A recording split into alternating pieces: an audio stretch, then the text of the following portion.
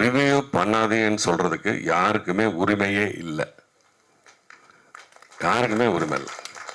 அது அவன் படம் காசு கொடுத்து படம் பார்க்குறவனா இருக்கட்டும், நீங்கள் பெட்ரோல் போட்டு வந்து படம் பார்த்து கருத்து சொல்கிறவங்களா இருக்கட்டும், யாருக்குமே அந்த அதை பண்ணாதீங்கன்னு சொல்கிறதுக்கு உரிமை இல்லை. இது பொது வழியில் யார் வந்துட்டாலும், நடிக்க வந்துட்டாலும் சரி, அரசியலுக்கு வந்துட்டாலும் சரி, மேடை நாடகத்துக்கு வந்துட்டாலும் சரி, இல்லை வேற ஏதாவது ஒரு சின்ன நம்ம இது கூத்துக்கு வந்தாலும் சரி, கத்த தான் செய்வான், எதிர்ப்பு இருக்க தான் செய்யும், ஆதரவு இருக்க தான் செய்யும். அதனால் அது மாதிரி நீங்களும் கோவப்பட வேண்டாம், அவங்களும் இதை வந்து எதிர்ப்பாக நினச்சிக்க வேண்டாம். ஆனால் இது பாட்டுக்கு நடந்துகிட்டே இருக்கும். வர்ற படத்துக்கு கூட்டம் வந்துக்கிட்டு தான் இருக்குது, ஓடுற படம் ஓடிக்கிட்டு தான் இருக்குது, யாரும் தடுத்து நிறுத்தவே முடியாது. அதில் கண்டென்ட் இருந்துச்சுன்னா கண்டிப்பாக ஜனங்க வரப்போகிறாங்க.